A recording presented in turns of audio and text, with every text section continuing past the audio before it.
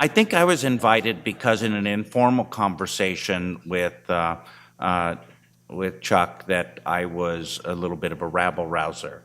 I think this is a great idea. I think it's a critical idea. But I tell you, I have, as a researcher interested in quality improvement, in increasing public and consumer input and things, I have worked extensively with Kaiser Permanente, extensively with the VA across the nation, and have virtually never worked at U of M, even though that's where I provide my care. And it's a cultural thing. Confidence is good. We tend to recruit really good clinicians, really good staff and leaders, but the fastest path to mediocrity is thinking you're so good that you can't improve. That thinking that we are naturally so endowed with an ability to figure out what is best that empiricism drops away. It's just whatever we think is the best. We propose that we're science-based. We're supposed that we're patient-centered. Those are things that need constant loops for feedback. You don't get that in normal life. And it's been well shown in any industry that if you don't have that loop, you will not do as well. This is not a magic system. It is what the culture, the intelligence, the problem solving, and the devotion to our missions makes of it. We are also entering a new world where we can do things that are so much greater than what we could have done before. And ways that will actually make each of our lives as clinicians easier as well, but even more important, make our patients' lives better. Two quick examples. One is, my chart has had a not off to a rocket start, and there was some bumps in the road, but how fast we have loops that feed back to it, and a commitment to make those change determines what it can achieve. It has a lot of power. It's not the electronic medical records' fault.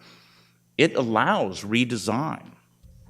It is how much we are willing to devote a little extra effort to provide that input, and the will to be reasonable and to keep those missions clear.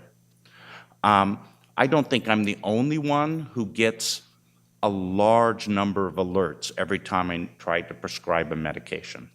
Anybody else that's a clinician here who gets a lot of alerts?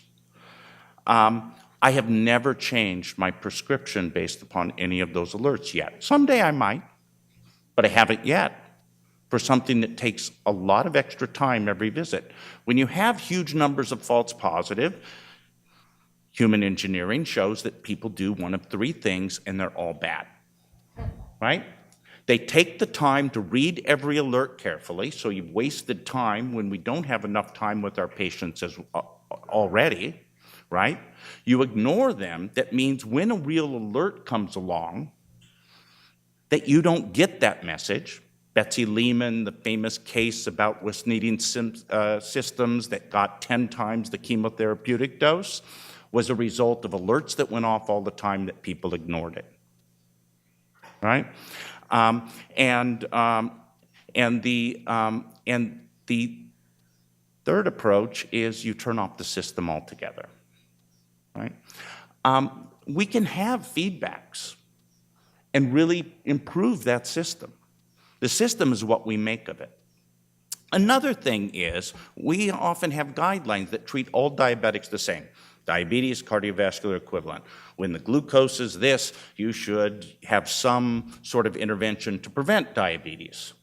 We know that our systems and different decision rules can distinguish those people that have a very high risk of developing diabetes, a very high risk of complications, and very low. We do not do our patients a service when we treat just as intensively in the people at low risk and very high risk. We're either over-treating or under-treating. It has also been shown that you can never do as well using Framingham or UKPDS than learning from your own system. There are ways to make it easier for clinicians to document and do the right things. These require commitment. And I think it's a time that we come together. And the diabetes community is probably a small enough community here for us to pull together and really be dedicated. The biggest pitfall is people being too worried about things that will make their individual life better and not enough on prioritizing the things that are our missions. And our primary missions are excellence in patient care, excellence in scholarship, and excellence in leadership in healthcare, both in our state and nationally. And this provides that opportunity. But we will determine the people in the room, not the designs here. The designs here give us a roadmap. We can easily drive off a cliff if people are not thinking about those missions. So I'm excited about this new approach. It involves all the things people have asked.